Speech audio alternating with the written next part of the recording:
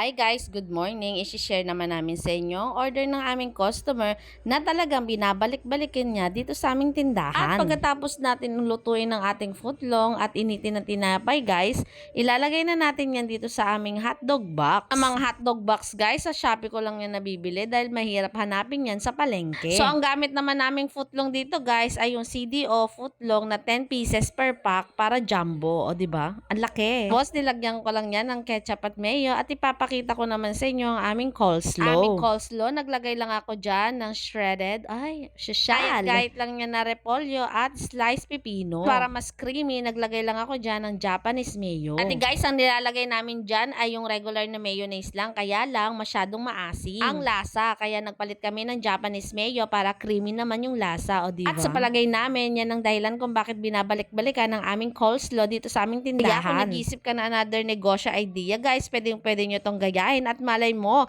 maging bestseller din ito sa inyong area. O siya, yun lang muna. Bye-bye!